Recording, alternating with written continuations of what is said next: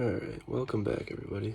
Today's video we'll be discussing some upper body weight based workouts that you can do in the comfort of your own home. Like I previously mentioned, endurance and hypertrophy based training are the easiest to do from home, so I'll be focusing on these types of trainings mainly. I think before we go over any workouts we can do for the upper body, it's important to go over the main muscle groups and where they're located.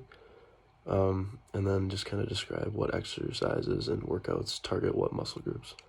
So first I'll be pulling up a graphic before I highlight each muscle group, and it'll show each particular muscle group, and then I'll list a few exercises that are beneficial to each group. So, and again, as I mentioned in my other videos, just want to point out again that I'd like to acknowledge that when you're using my exercise videos, to use common sense, to reduce and avoid injuries. You'll want to check with your doctor before beginning any fitness program and by performing any of these exercises that you're performing, and you're performing them at your own risk. I will not be responsible or liable for any injury or harm you could potentially sustain as a result of these fitness videos or any information shared. So thank you again for understanding. Alright, so for the first area of the body that we're going to cover is going to be the chest muscles, which consists of the pectoralis major and the pectoralis minor. Some exercises that can focus these muscles are push-ups, chest flies, and spider push-ups. I'll be going over chest flies and spider push-ups with you just because I've been over push-ups in a prior video, and I'm sure spider push-ups are kind of foreign to most people. So first for chest flies, I have weights, but again, you can use things such as like gallon jugs or any form of equipment with a handle. For these, you just bring your arms about straight out to your side or as straight as you can, and then contract your chest as soon as you reach the top, so right when the weights get to the top. Alright, so next for the spider push-ups, these are a little bit more complicated, so you want to bring your opposite arm and leg up at the same time, and once you bring, say, your left arm forward, you'll bring your left knee to your opposite elbow, and then push up at the bottom of each of these. And this is a nice one because it activates your core as well. It really gets more multiple muscle groups involved. So our next group of muscles are the shoulder muscles, which consist of the deltoids, teres major and minor, and the infraspinatus. You can see in the top left of that diagram, it's labeled perfectly for you. Some exercises that we can do to focus these muscles are lateral raises, frontal raises, and military press. I'll be going over all of those with you. Alright, we'll start with the lateral raises and the frontal raises. So for this one, I'm kind of alternating between the two of them, but you can either do that or you can just do one at a time. Again, for these weights, you can use anything with a handle or anything that you're able to control for the full range of motion for each of these. I just want to keep your arms straight and raise till it's parallel against the ground. Alright, so next we got military press. You can use any weights with handles or anything you find around your house that you could do with this. You can either do this standing or sitting. I chose to do it standing this time. You just want to make sure you keep your back erect and bring the weights right over your head. Bring them together once you are at the top of your rep.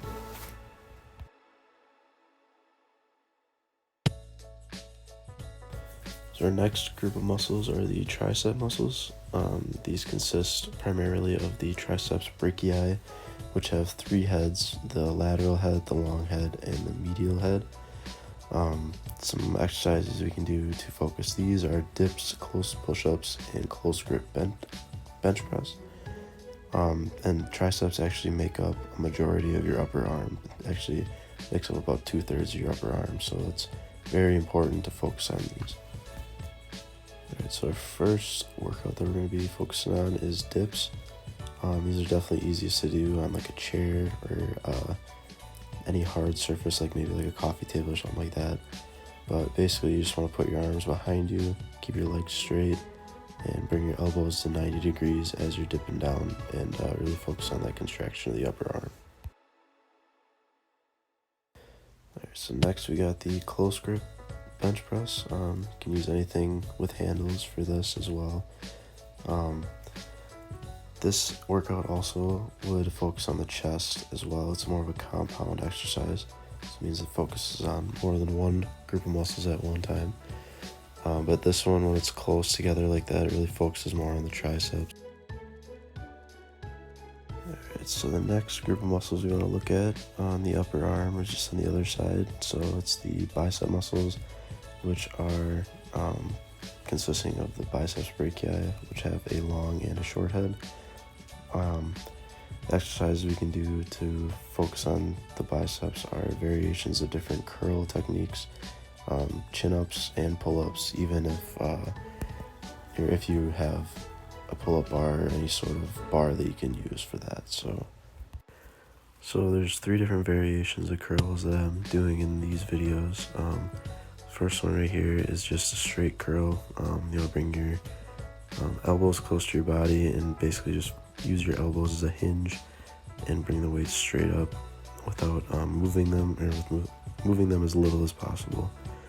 The second one I was going over would be the hammer curls. These also focus a little bit on the forearms when you're using them. Just the grip alone is helping your arms pronate, and focuses on the whole arm. And just lastly, another variation we got is that one that's right across the body, like there, and just want to keep your elbow as stable as possible, and just bring whatever weights you're using to your opposite shoulder. So the last group of muscles I'm going to go over is the back muscles of the upper body. The more superficial muscles and the main muscles of this group are the trapezius, the latissimus dorsi, and the erector spinae. Some exercises that can really focus on these parts of the back are pull-ups and chin-ups. Again, if you have a bar that you can do those on. Just some bent over rows and laying back extensions. So for this last part of the upper body, I want to go over bent over rows, just to focus on a lift that's a little bit more complex than the others. For these, you want to make sure that your back is straight the whole time, just to reduce the risk of injury. And you want to bring the weight to your hip rather than just to your chest straight up. So you see I'm kind of bringing it back more. That just makes the contraction full in your upper back. Alright, so there's many benefits of doing upper body weight workouts. But over time, I mean, it'll help build stronger bones and joints, reduce any risk of injury that you'd have, and can help improve your cardiovascular health too. So these are all important long-term health goals to have, so it's important to do consistent exercise. It's very important to include a well-rounded routine as well, and not to focus too heavy on just one area of the body, just because that can cause injury. So targeting only one area of your upper body may actually be more detrimental to you than positive. So yeah, that concludes this video. I hope you guys learned a thing or two again. Maybe implement one or two of these workouts into your everyday routine.